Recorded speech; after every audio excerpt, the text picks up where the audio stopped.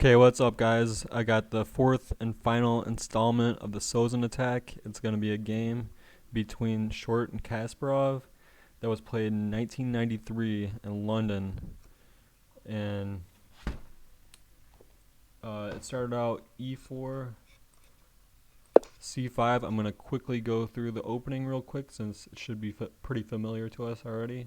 Knight f3, d6, d4, c takes d4, knight takes d4, knight f6, knight c3, a6, bishop c4, e6, bishop b3, b5.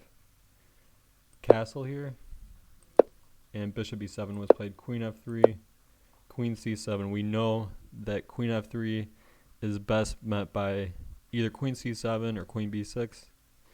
And we also know that if black were to castle here, then e5 would be very strong. So queen g3, castle, and bishop h6. This is the theory line here. Knight e8, rook a d1, bishop d7, knight f3. And keep in mind, if the bishop goes to b7, there's always a piece sacrifice on e6. Knight f3, a5, a4 here. So a5. So in the last game, we looked at b4 in this position, right? And in this game, Kasparov was playing the black pieces, and he improved on Gelfand's play in that game. He probably knew of the game. And he came up with a5 right here, which is probably the best move in the position. And you'll see a4 here was played,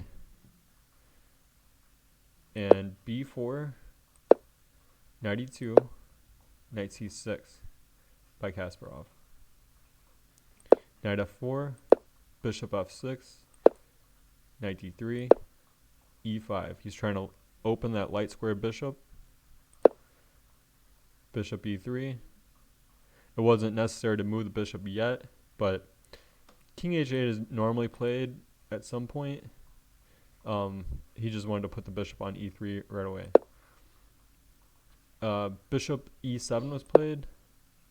Knight d2, knight f6, f3. So one thing that Short was probably trying to do here is that he saw that f4 was probably met by knight g4, and he wanted to keep any minor piece out of the g4 square, so f3. And rook f e8 was played. Logical move, just centralizing the rook. And king h1 was played by Kasparov. Mysterious move, but he knew he would be attacking on the king side, and having the king on g1 might have been tactically weak later on in the game. And it also mobilizes the g pawn. Like if the queen gets out of the way, eventually he's going to want to move these pawns. So bishop e6 was played in the game, and rook f e1, which I think is a kind of a passive move. And I'm going to show you the rest of the game, but first I want to investigate bishop takes e6, bishop takes e6 instead of rook f to e1 here. F takes e6, queen h3. So we sacked the whole bishop for a pawn, but now we're hitting this weak double pawn on the e file, which black now defends with the rook. But now f4 comes, d5, the most active continuation. F takes e5, and knight takes e5. Well, knight takes e4 here could be played. Knight f3, safeguarding that central pawn that's so important. But if knight takes e5 here, bishop d4, and the white has compensation in these positions. This would have been probably a more active way to play the position, know that the queen can't take because the knight's hanging twice. The knight's being hit twice. Yeah, this is playable. But rook e1, that's what short played in the game. Rook a to c8 was played by black, and white played queen f2. So queen f2, and like I was saying before, the queen wants to get out of the way. He's also threatening this bishop b6 move, which we'll see later. d5 here is met by bishop b6. That's what was played. Queen b8, bishop c5 now.